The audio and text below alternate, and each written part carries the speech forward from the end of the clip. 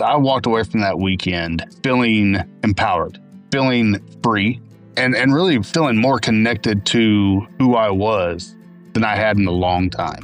Who I really was.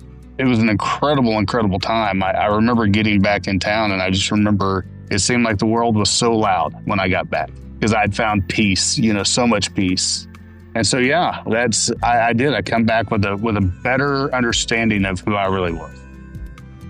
Welcome to the Crucible Project Podcast. The Crucible Project is a nonprofit organization committed to creating a world of men and women who live with integrity, grace, and courage, helping them to fulfill their God-given purpose. This podcast will discuss important and sometimes difficult topics while delivering practical life applications with men and women who are currently practicing this work. We are igniting Christ-like change in men and women through experiences of radical honesty and grace.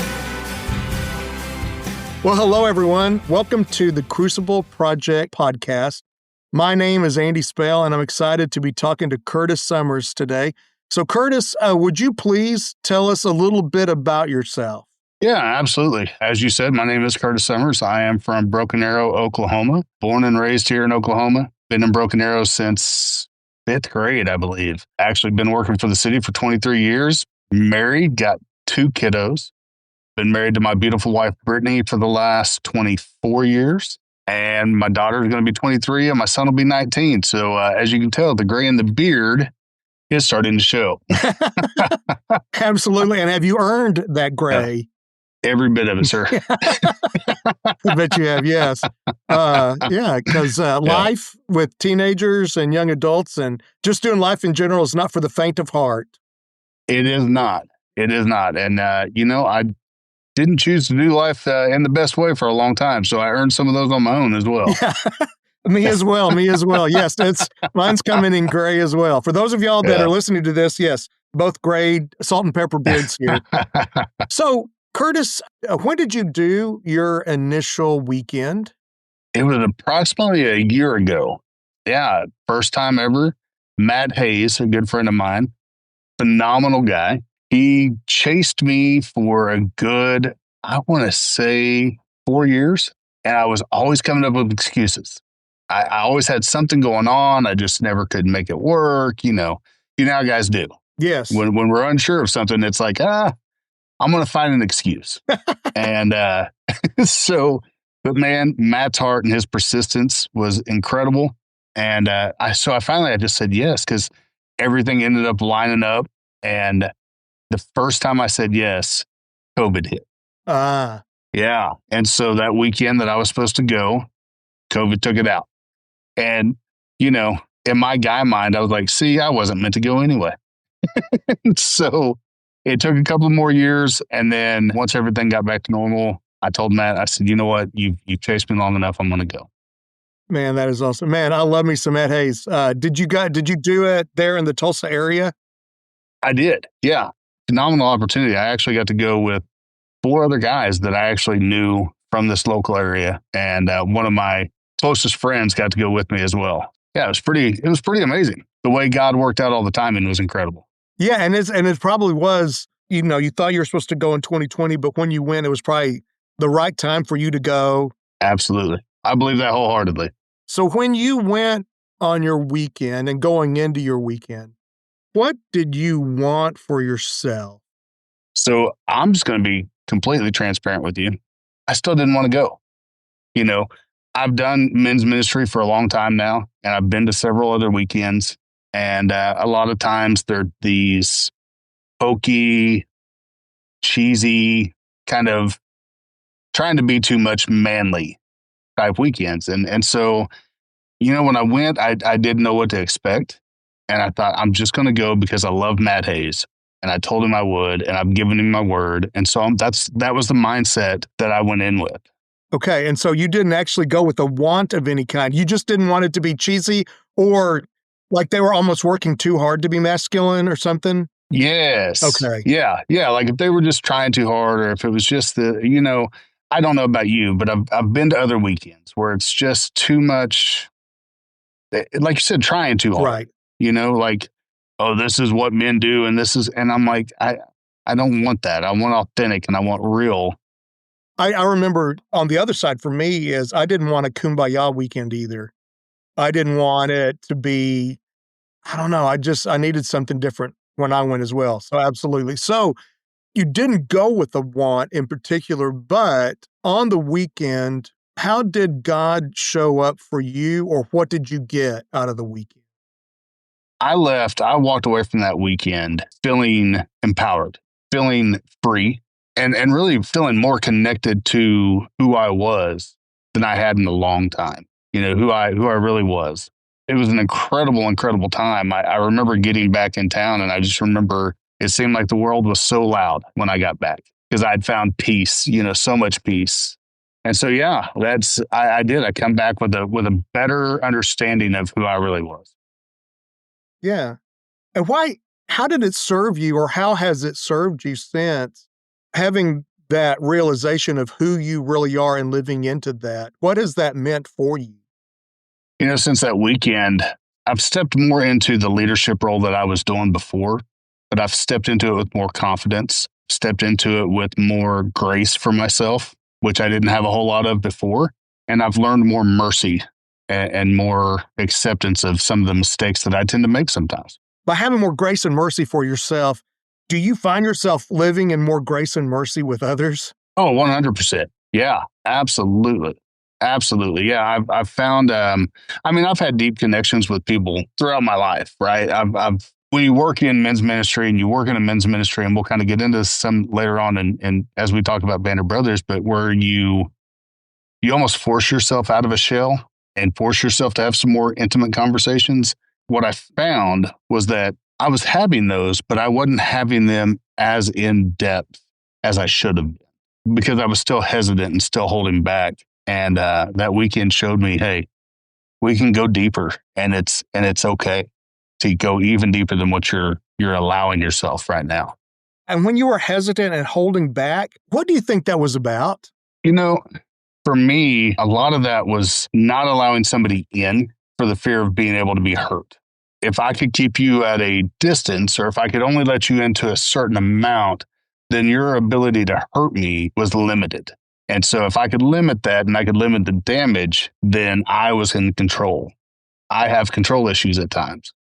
Go figure.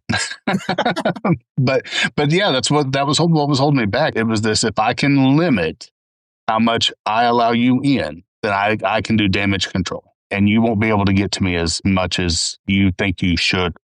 Yeah, no, that makes sense. And I think what I've done, Curtis, is I'll make sure I'll be authentic, but I realize I'm curating that a little bit.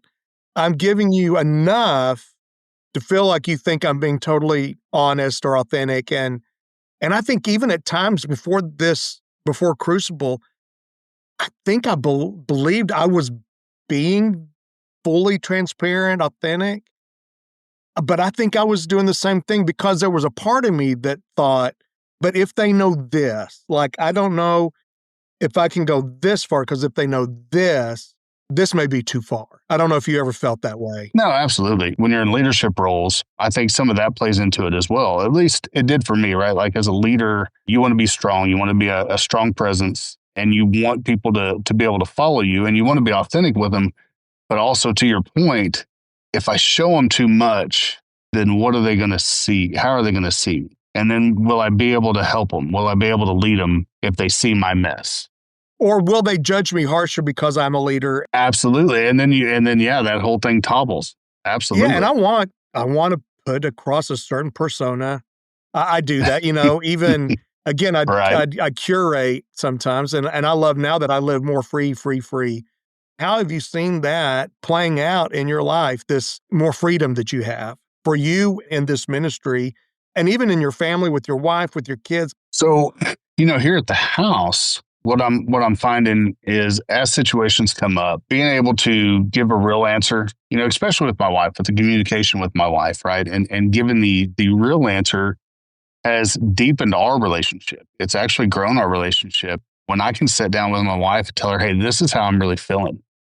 And there's no judgment there. There's no laying blame at her feet. It's just, hey, this is really what's going on with me. I'm not in a good headspace right now, or I'm not in a good place mentally or heartfelt place right now, and I need your help. And what that's done, my wife is very much a caregiver. My wife is very much a servant heart. She wants to care for you. She wants to nurture you. She wants to call you. And so there's this reciprocation of not only is it freeing for me, but it's allowing her to walk out her purpose and her, what God's given her, her gifts. And it's just been amazing to watch. We've been in a better place, I think, now than we have been in the majority of our marriage, just over the last 1.5 to 2 years. Man, that's awesome. And if we're honest, as people, I think both ways, men and women, but sometimes, man, I do want to be nurtured. Yes. I want to be cared for. for. Well, and I think we need that. I think as a man and vice versa, as a woman, I think there's times that you need that inner child in you needs a hug. You need that safe place to come and say, hey, I'm just not okay. Yeah. I need that feminine care that only a female can give. Right. Absolutely. Yeah. Now, as far as on the ministry side of things, man, it has allowed me to see men in a different light, right? It's allowed me to see men in a whole nother. I've been doing ministry for going on 13 years now, I believe, with, I believe you've had Kellen on not too long ago. That's one of my closest friends in the world, and him and I have been doing ministry together for quite a while.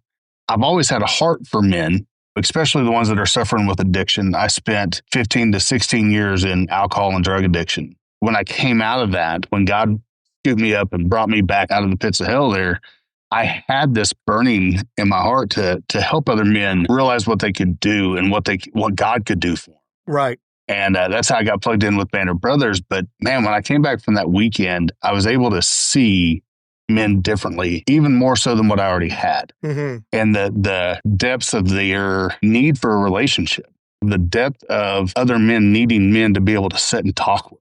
Not surface level conversations, not about sports, not about your work, just heart to heart. And so like with Band of Brothers, we don't typically ask each other, how are you doing? Our thing is, hey man, how's your heart? How's your heart? I know I was telling somebody the other day, I know so many men, and I couldn't tell you a single thing of what they've done for a living, but I could tell you how their heart is. Yeah. And I could tell you some of their struggles, and I could tell you who they are as a person. And it's just been amazing to see that transformation and that shift carry itself out. Yeah. And I think men get a bad rap that we just want to be shallow, that we just want to talk about beer, football, food, sports, whatever. And what's true, I have found, is that men everywhere want to be seen and heard and do have a lot going on. And sometimes they just don't know where to turn to talk about it. I 100% agree with you. I think as you look back through the years, when TV first started coming around, it was the man was very much the center of the family. And he was the one that people turned to, and he had the wisdom and but he had to have this bravado and this macho-ness and this, he had to be the man, which is okay. I mean, that's what we're called to be, is we're called to be that leader in the home, and we're called to be the provider and the protector. But at the same time, it says in his word, as iron sharpens iron, so one man sharpens another. And so the willingness to be able to sit down with another man, I think men crave that. They crave that because there's going to be things that your wife is not going to understand. That doesn't mean that you don't tell her, but she's not going to be able to understand it because she's not a man and she hasn't walked through it. 100%. So you need that time to sit with another man and not talk about football, not talk about the beer and all that other stuff, but to say, hey, man, this is what I'm going through. This is what's on my heart. It's the discipleship, right? That's what Jesus did. He walked with men and he discipled men. And so we're created in that image. And so that's what we should strive for. Yeah, and those conversations can happen in the midst of sports.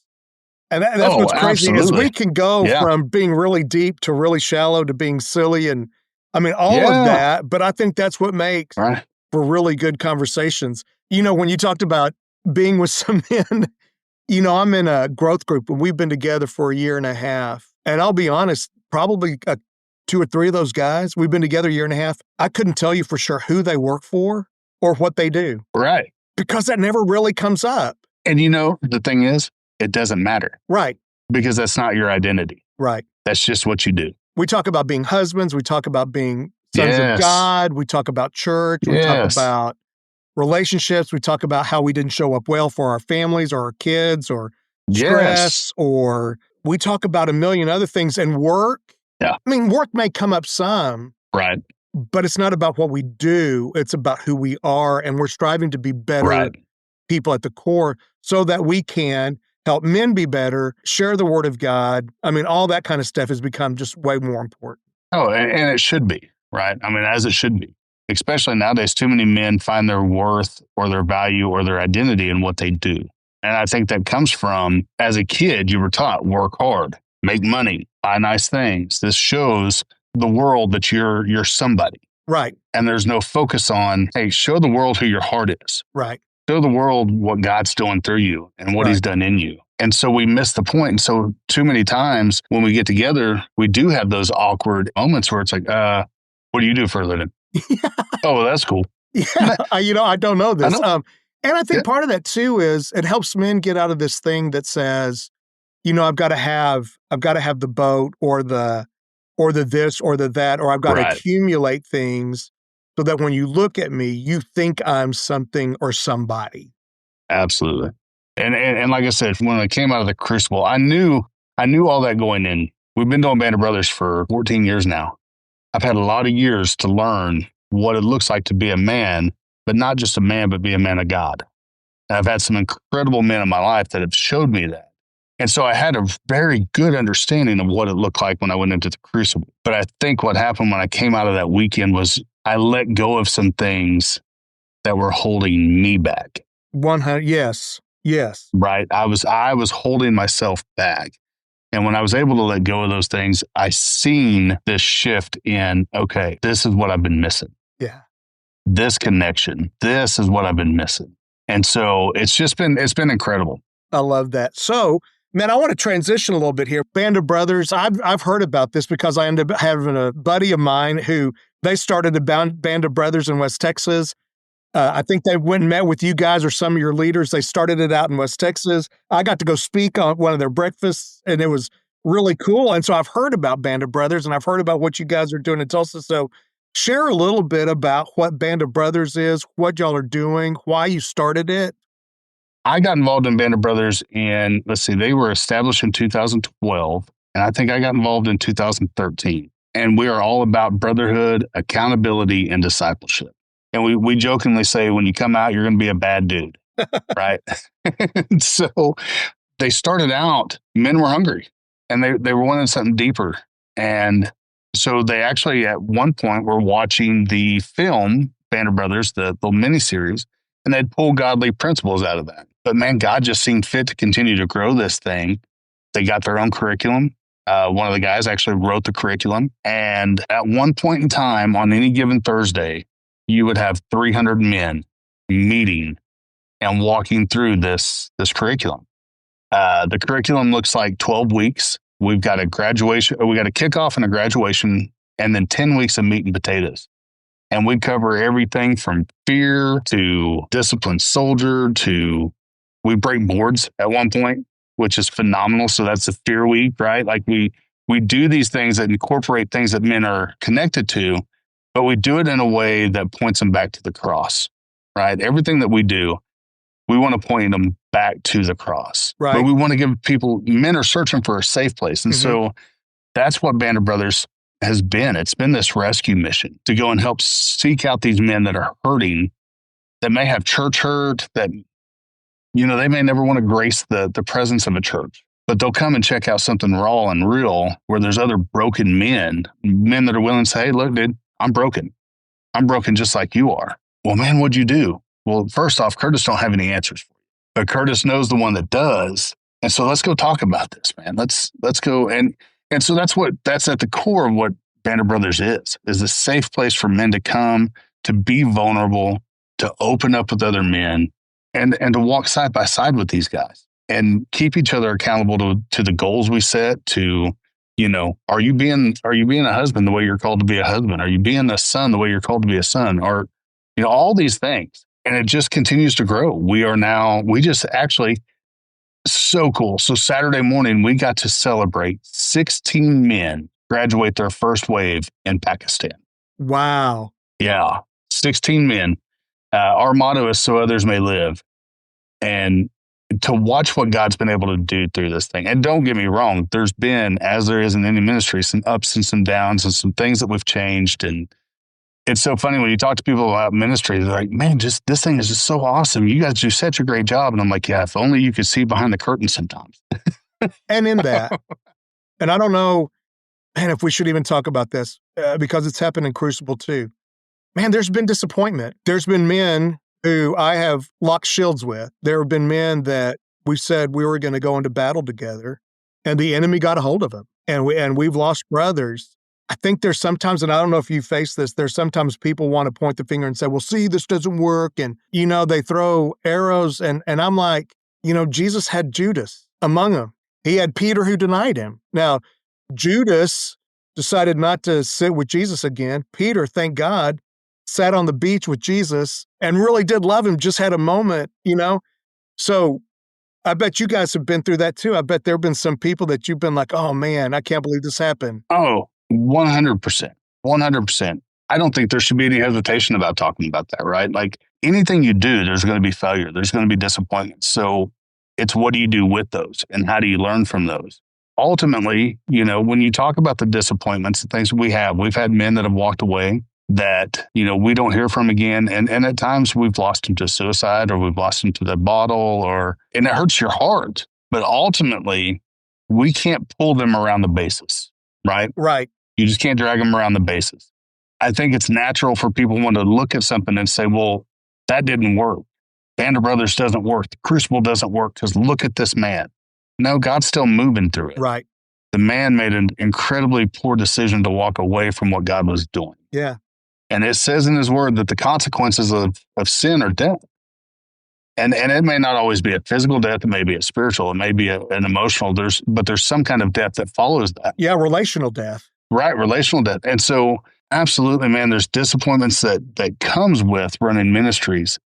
But I choose to focus on those incredible celebrations and those incredible wins that you get when you get to see a man where he came in broken. I've got a great friend of mine who come in to Band of Brothers, and you could just tell he was checking the boxes. So he sits down and he's in this platoon, and his platoon leader looks at him and goes, hey man, I'm so-and-so. And he goes, what's your name? And the guy gave his name and he said, well, where do you attend church? And he goes, I've been attending church here for 3 years. The platoon leader says, no, you haven't. He said, I know everybody in this church.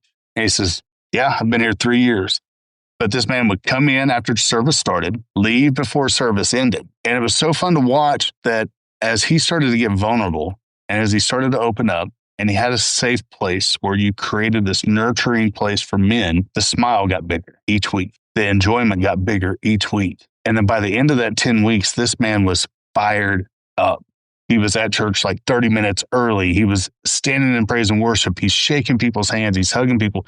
He's actually one of our site leaders now with Band of Brothers because he bought into what God had for him. And so in all of those heartbreaks and all of those disappointments, there's going to be these incredible moments of joy and celebration. And you can't linger in that disappointment for too long. You can pray for them and let them go.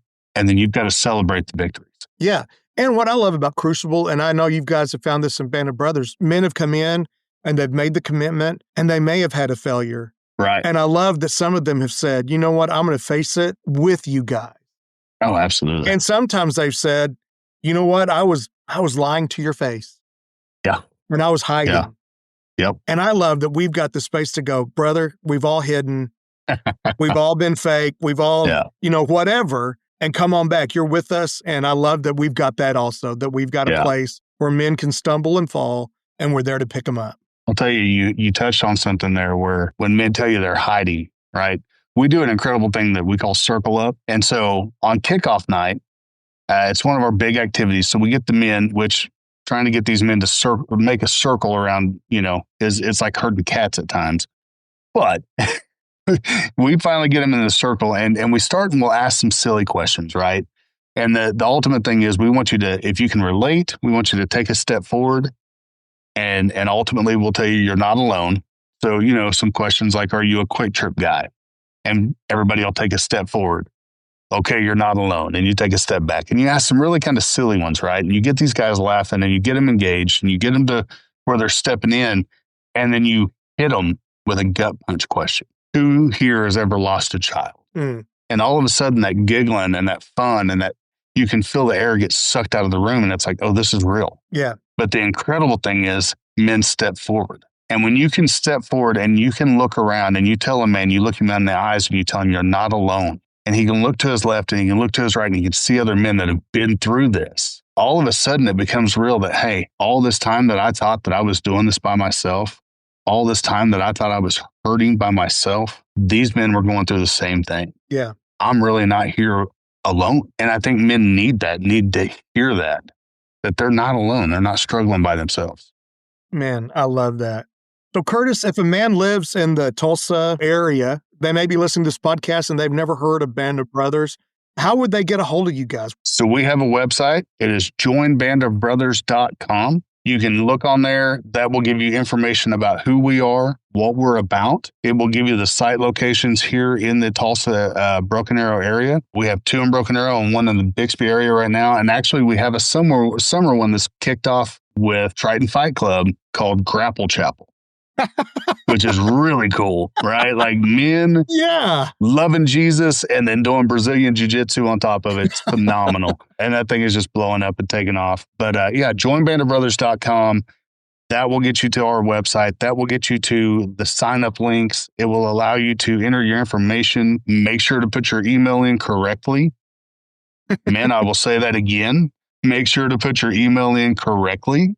And then you will start receiving emails. They also, I believe there's a spot for your phone number. You can put that in. You can start receiving text messages from us. And anytime, I don't mind putting my phone number out there. My number is 918-313-4609. If any man wants to text me and find out more information, feel free to send that number a text with your name in it, what you're looking for, and I will try to do my best to get back with you. Man, that's awesome. Hey, Curtis, anything else you want to share before we wrap this thing up? Man, thank you so much for the opportunity to come and share this, right? This has been incredible. Men, if you have an opportunity to go out there and check out a Crucible Weekend, I highly encourage you to get out and do that. It is a game changer. It is a heart changer. It is a fire you up to make you a kingdom changer. And any men looking for something deep that they're interested in, come check me out with Band of Brothers. I love it. Well, Curtis, God bless you. This has been a blast. Yeah, man. Thank you. I feel like I've known you forever, and we met 30 minutes ago. Right. Absolutely. Yeah, it's been great. Been great. Hey, God bless you. And yeah, folks, if you're looking for any information about the Crucible Project, go to thecrucibleproject.org. We've got weekends for men and women all over the country, and we'd love to have you. Please reach out for more information. God bless you guys listening, and man, the journey continues. For more information about our weekends, please go to thecrucibleproject.org. Or if you're ready to get started on your transformational journey right now, you can connect with one of our Crucible certified coaches for a free 30-minute session at thecrucibleproject.org/coaching. That's thecrucibleproject.org/coaching. If you like what you heard, connect with us on Facebook, Instagram, and Twitter. Rate and review wherever you are listening, and don't forget to subscribe on your preferred podcast platform. Thank you for listening.